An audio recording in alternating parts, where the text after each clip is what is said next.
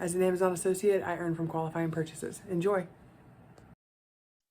Hey, I'm here today to review another product by Nutrient Survival. This is their triple cheese mac, so mac and cheese type product. I've been happy with Nutrient Survival's products so far. They've sent me a few of these, full disclosure, to try. So I am trying these on camera with you for the first time, giving you my opinions. And so today we're going to try this one. So Best by date is printed right there on the front, which is nice, but it also tells you the shelf life on the back. Feel free to pause if you would like to read the nutrition label, ingredients, how to make it, a little more about the company, and then again here they tell you it's a 25-year shelf life, which again that date is on the front. 10 servings per can, and they are calling a serving 1 cup, which is about this much. Always make sure that you don't look at what a company prints on the can as far as serving size, because Nutrient Survival might say that 1 cup is 10 servings. Another company might say that a half cup is 10 servings. A third company might say 2 cups is 10 servings. Always look at what they're calling a serving size and plan for your family based on that. Because I might eat a cup, but my husband might want 2 cups, and my kids might want a half cup.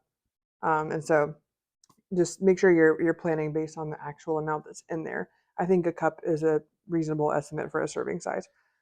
And then something else I wanted to point out before I open it is there are no artificial colors, flavors, or preservatives, which I appreciate, because often I try to feed my family like that anyway in normal situations, and I'm glad that Nutrient Survival does not make you have to give that up necessarily in an emergency situation, because there's a lot of stuff you're gonna have to give up in an emergency situation. So this is soy free for those of you who that matters for.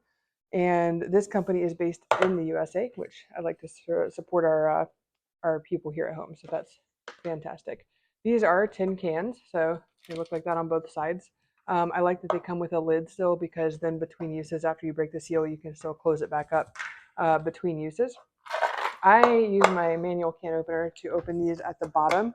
It does not like the top of these cans. If you were using an electric can opener, I'm sure it would be fine, but in the spirit of emergency preparedness, I like to have my manual tools on hand, and so that is why I use the manual one. But in case you're wondering why I'm opening it upside down, that is why. All right, sorry about that awkward cut. I couldn't get the can open, and I wanted to spare you watching the fight. Anyway, but I got the lid off. It was user error, nothing about the can. So, all right, here's what the triple cheese mac looks like. Looks like mac and cheese with cheese powder in it, which I'm pretty sure is about what it is.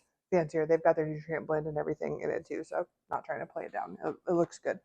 And so I'm gonna go ahead and get our bowl here. 1 serving is 1 cup of the mac. Let me try to scoop that out. There we go. 1 cup of the mac and cheese with a 1/3 cup of water. And so I pre-warmed my water here, because nobody wants to eat cold mac and cheese if they don't have to, right? But in an emergency situation, cold water would work just fine. So here's my 1/3 cup of warm water. And I'm going to go ahead and mix it up here. So get the water mixed in. It's hard to mix it and show you at the same time, so I'm going to just try to do that and then show you what it looks like. Keep in mind when you have emergency food, dried food, shelf-stable food that has been dehydrated or freeze-dried, which I suspect this might have been freeze-dried. I'm not sure though. It always takes a minute to reconstitute, so don't get too impatient, as I tend to do, in waiting for it to reconstitute, because the company took a lot of time to draw all that water out to make the product shelf stable. Gracious. And so it's going to take a minute for the water to soak back in. So I see the noodles still feel a little like they need the water to soak in, but the cheese sauce is really getting saucy, looking like mac and cheese here. So I'm just trying to give it a minute to reconstitute there. And it looks like it smells good. It smells really good, like good mac and cheese. And you can see there's like flecks of spices in there. I don't know if it's pepper or what it is, but you can go back and pause. So I made it so you could pause and look at the ingredients list. But my point being that they didn't just dump some noodles in cheese sauce. powder in here. They took some time to flavor it. It looks like so. The noodles feel like they're getting softer. Cheese sauce still getting thicker. So yeah, this is, I'm probably going to go ahead and taste it so that I don't just drag out this video too long. But it probably needs another minute to reconstitute, but you can see it's looking a lot more like mac and cheese here. There, so getting nice and thick with that sauce. So let's go ahead and taste it. I'm going to give a little leeway because I think the noodles probably won't be reconstituted all the way, and that's on me.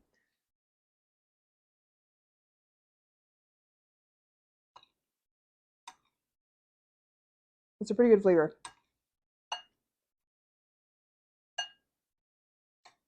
So yeah, noodles still need a little time to reconstitute. Like I said, they're still a little crunchy, but I knew that's because I'm trying to finish the video without making you watch me do it. But the cheese sauce is good. It's like velvety kind of like what you would get if you were one of the competing brands that you just pick up at the store and boil the noodles and dump the cheese sauce and the butter and the milk in. It's kind of like that. It's getting really thick now, so yeah, still needed some time to reconstitute. But honestly, with the noodles crunchy, it kind of tastes good. Because I will say too, with emergency food, sometimes finding stuff that's crunchy and hot at the same time is hard. A lot of times it gets really mushy. So I know it's not supposed to be crunchy. If I give it more time, it'll soften. But actually pretty decent. So yeah, it's really yummy. You could doctor this up and make it a few different. You can dice up some like different shelf stable meats and put it in there to make it kind of a full meal with a little more protein. Though, let's see, this actually has some good nutrients in it because so you've got fat. It's got I haven't read it upside down, but 21 grams of total fat, 11 grams of saturated fat. So that's actually really good because finding shelf stable fats is kind of difficult to do sometimes, and fat is necessary in an emergency situation, especially. Your body actually needs fat to survive. So finding fats that are able to be preserved long enough to be emergency food and shelf stable is actually pretty difficult. So this would be a good option to keep on your shelf. And you've got some fat, you've got protein is 12 grams. So it's actually pretty good as far as your health too. I don't think I would eat emergency food every day all the time. Wouldn't be cost effective, and probably I haven't looked at the salt content or anything. But yeah, this is something I would definitely add to your rotation.